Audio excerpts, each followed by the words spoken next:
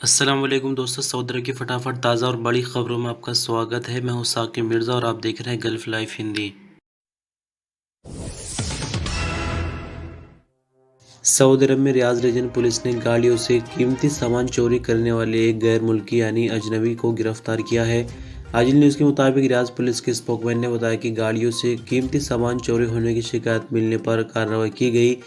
Police की special team ने मुलजिम को पकड़ने का टास्क दिया था। पुलिस स्पोकमैन ने बताया कि मुलजिम इंडिया का रहने वाला है जो गाड़ियों से कीमती सामान चोरी करके पुराने पार्ट्स की दुकान पर बेच दिया करता था। पुलिस स्पोकमैन का कहना था कि मुलजिम चोरी की कई वारदात कर चुका था। कार्रवाई पूरी करने के बाद उसे पब्लिक प्रोसिक्यूशन के हवाले कर दिया गया।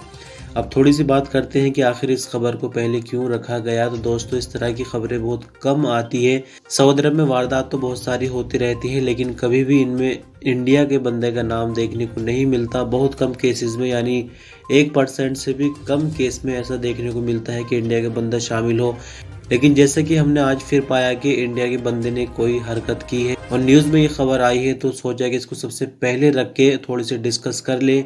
क्योंकि सऊदी अरब हो या फिर कोई और देश हो, इंडिया के बंदे इस तरह के काम के लिए नहीं जाने जाते। इंडिया के बंदे अपनी ईमानदारी, मेहनत और लगन की वजह से विदेशों में जाने जाते हैं। तो सोचा कि इस खबर को पहले रखकर थोड़ा सा आपसे डिस्कस कर ले। और हमारी तो यही मांग है कि इसने जो भी हरकत की हो, इसको कठोर से कठोर सजा दी जाए। आपकी क्या राय है, कमेंट के रूप में बताएं। और खबर को सबसे पहले रखने का मकसद एक ये भी है कि ज़्यादा से ज़्यादा लोगों तक ये मैसेज पहुँचे।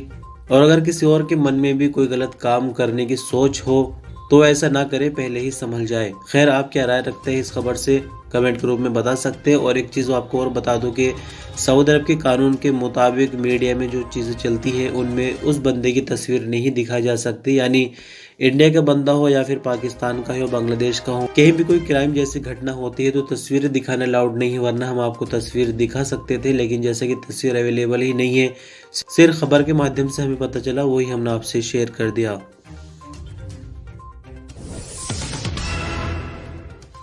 Saudi General Authority of Zakat and Tax ने ई बिल के पहले चरण के हवाले से वायलेशन और जुर्माने की डिटेल जारी की है। आपकी जानकारी के लिए बता दें कि सऊदी अरब में 1 दिसंबर से ई बिल का सिस्टम शुरू हो जाएगा। यानी जैसे कि आपको अब स्लिप में बिल मिलता है, आप किसी मॉल वगैरह में शॉपिंग करने जाते हैं तो जो बिल होता है वो आपको प्रिंट के रूप में दिया जाता है, पर्ची के रूप में। लेकिन दिसंबर से इसको इलेक्ट्रॉनिक बिल में बदल दिया जाएगा, यानी आपकी मोबाइल फ़ोन पर बिल भेजा जाएगा।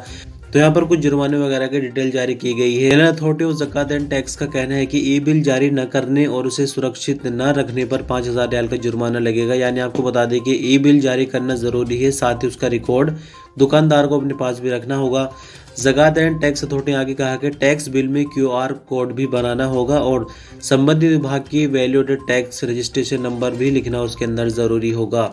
इसी तरह ई बिल में किसी तरह का बदलाव करना, यानी बिल अगर पहले जारी हो जाता है तो उसमें किसी भी तरह की कोई छेड़छाड़ या बदलाव नहीं किया जा सकता। ऐसा करने पर 10,000 रियाल तक का जुर्माना हो सकता है।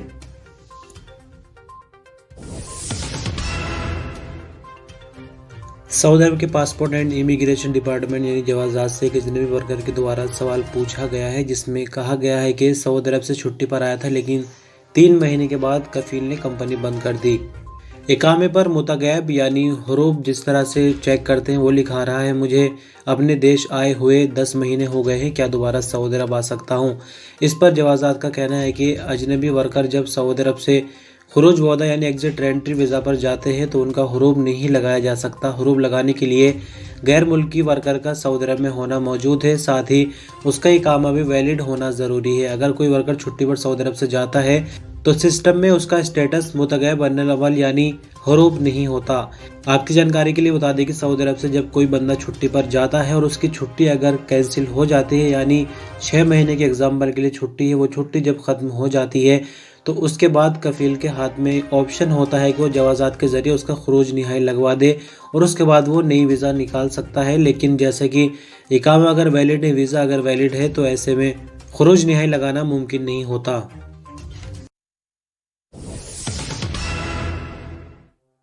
सऊदी अरब में शाही फरमान के मुताबिक कानून, मेडिकल साइंस, कल्चर, खेल और टेक्निकल फील्ड में स्पेशलाइजेशन रखने वाले प्रोफेशनल को सिटीजनशिप देने का सिलसिला लगातार जारी है। खादिम हरमीन शरीफैन किंग सलमान बिन अब्दुल अजीज़ ने एजुकेशन, मेडिकल और एनर्जी के सेक्टर के 27 और स्पेशलिस्ट को सऊदी अरब की सिटीजनशिप देने का ऐलान किया है। और यहाँ पर सिर्फ हम इनमें से कुछ लोगों का नाम लेंगे, बाकी अगर हम ज़्यादा तफसील में जाएंगे तो ये ही न्यूज़ काफ़ी लंबी हो जाएगी, जिसके चलते वीडियो भी काफ़ी लंबी हो जाएगी। तो 27 जिन लोगों को नेशनलिटी मिली है उनमें से मुस्तफ़ा तसरीश हसीन अल नदवी, मोहम्मद नमर अल मसाक, अब्दुल्ला साली अब्दुल्ला, रिजवान नाइफ अल सैयद, मोहम्मद अल हुसैनी, अमाद मोहम्मद तलीजा, अमादुद्दीन नाजी इज़्ज़त कनान, खालिद हमूवी, मोहम्मद गयास जमील, फ़ारूक अवेज़ा, वलीद खालिद रशीद, मुस्तफ़ा अब्दुल्ला साली, अंसर मरा, मोहम्मद अब्दुल अजीज़ मुस्तफ़ा, बेकर यलबास। यानी इन नाम से सुनकर आप अंदाज़ा लगा सकते हैं कि ये ज़्यादातर जो नाम है वो अरब नेशनलिटी के हैं, यानी जो अरब देश होते हैं ज़्यादातर उन्हीं को नेशनलिटी दी जा रही है। इसमें कोई फ़र्क नहीं है, नेशनलिटी किसी को भी मिल सकती है, लेकिन सऊदी अरब की तरक्की में या फिर कामयाबी में जिन लोगों ने अपना ज़्यादा योगदान दे रखा है, यानी अपने फील्ड में जो लोग एक्सपर्ट है, सिर्फ उन्हीं को नेशनलिटी दी जा रही है। लेकिन मोस्टली इन नामों के अंदर ज़्यादा अरब देशों से संबंध रखने वाले ही लोग हैं। सऊदी स्कूलों में कोरोना की वजह से 2 साल तक ऑनलाइन इम्तिहान होने के बाद अब बच्चों की हाजिरी के साथ एग्ज़ाम की तैयारी कर ली गई है। अरबिया नेट के मुताबिक बुधवार से बच्चों को SOPs के साथ इम्तिहान सेंटर आ सकेंगे, जबकि एग्ज़ाम कमेटियों की तरफ से पहले सेमेस्टर के इम्तिहान के सेंटर में तैयारियां पूरी कर ली गई है। सऊदी अरब में मिनिस्ट्री ऑफ एजुकेशन ने प्राइमरी स्कूल के बच्चों और बच्चियों के लिए सेमेस्टर के ख़त्म होने पर इम्तिहान ऑनलाइन करने का फैसला किया है, जिसमें मिडिल और हाई स्कूल के बच्चों को हाजिरी के साथ इम्तिहान लिया जाएगा। एग्जाम में हिस्सा लेने वाले 12 साल से ज़्यादा उम्र के बच्चों के लिए कोरोना वैक्सीन की दोनों डोज लगवाना ज़रूरी कर दिया गया है। जिन बच्चों ने कोरोना वैक्सीन नहीं लगवाई होगी उनका इम्तिहान ऑनलाइन ही लिया जाएगा। सऊदी अरब में बीती रात आए कोविड-19 की रिपोर्ट के मुताबिक नए मामले 37 रिकॉर्ड पर आए, जबकि 44 नई रिकवरी, 2 नई मौत की खबर है। टोटल एक्टिव केसेस में से क्रिटिकल मामले 50 है, जो कि हालत नाजुक की वजह से ICU में 37 नए केस रिकॉर्ड पर आने के बाद कुल मामले 5,49,297 हो गए। 44 नई रिकवरी के बाद 5,38,373 कुल रिकवरी, 2 नई मौत के बाद 8,818 कुल मरने वालों की तादाद हो जाती है। यमन में मारब और अल-बेज़ा के करीब पिछले 24 घंटों के दौरान अरब जॉइंट फोर्स के 27 हमलों में 130 से ज़्यादा हूसी मारे गए। अल अखबारी और सऊदी प्रेस एजेंसी के मुताबिक अरब जॉइंट फोर्स ने मारब और बेज़ा दोनों गवर्नरेट में हमलों के दौरान हूसी की 16 गाड़ियाँ भी तबाह कर दी है। आपकी जानकारी के लिए बता दें कि बीते दिन अरब जॉइंट फोर्स ने मारब और बेज़ा में पिछले 24 घंटों के दौरान 26 टारगेटेड ऑपरेशन किए थे।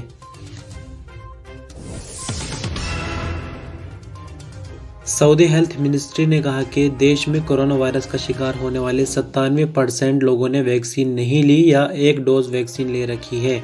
मिनिस्ट्री का कहना है कि ये आंकड़े बीते 2 महीनों के हैं। मिनिस्ट्री ने कहा कि कोरोना का शिकार होने वाले ऐसे मरीज जिन्होंने वैक्सीन की 2 डोज ले रखी है उनकी तादाद 3% है, जबकि ऐसे मरीज जो कोरोना का शिकार हुए और अभी तक वैक्सीन की सिर्फ 1 डोज ही ले रखी है उनकी तादाद 32% है। सऊदी अरब में जीज़ान की लोकल अथॉरिटी ने सऊदी शहरी के कत्ल का इल्ज़ाम साबित हो जाने पर मंगल को एक अजनबी को मौत की सज़ा दे दी है। सऊदी अरब की सरकारी एजेंसी SP के मुताबिक मिनिस्ट्री ऑफ इंटीरियर ने अपने बयान में कहा कि यमन के निवासी खालिद अली मेहदी अल सऊदी ने सऊदी निवासी फलाह बिन जीरान अल कहतानी को फायरिंग करके मौत के घाट उतार दिया था। बयान में कहा गया है कि पुलिस ने यमनी को गिरफ्तार करके अदालत में पेश किया। उसका केस फौजदारी अदालत में भेजा गया। अदालत ने कत्ल के इल्ज़ाम साबित हो जाने पर यमनी को मौत की सज़ा सुनाई थी, जिसकी पुष्टि पहले ही अपील कोर्ट और फिर सुप्रीम कोर्ट ने कर दी थी।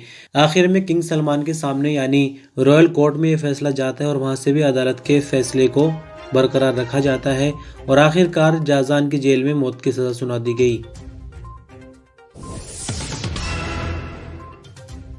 और अंत में बात करेंगे मौसम को लेकर। सऊदी मौसम विभाग का कहना है कि बुध से आने वाली जुमरात तक कई इलाकों में टेम्परेचर कम रहेगा। 4 इलाकों में टेम्परेचर 6 डिग्री सेंटीग्रेड और ईस्टर्न रीजन में 9 डिग्री सेंटीग्रेड तक की उम्मीद है। उकास अखबार के मुताबिक मौसम विभाग ने कहा कि उत्तरी सऊदी अरब खासकर अलजौफ, नॉर्दर्न बॉर्डर रीजन, हाइल और तबुक में कम से कम टेम्परेचर 10 से 6 डिग्री सेंटीग्रेड के बीच रहेगा। मौसम विभाग का कहना है कि सऊदी अरब के रियाज और अल कसीम में कम से कम टेम्परेचर 11 से 13 डिग्री सेंटीग्रेड की उम्मीद, जबकि ईस्टर्न रीजन में कम से कम टेम्परेचर 9 से 12 डिग्री सेंटीग्रेड के बीच रहने की उम्मीद है। तो दोस्तों, इस तरह से आज के इस न्यूज़ बुलेटिन की आखिरी खबर थी।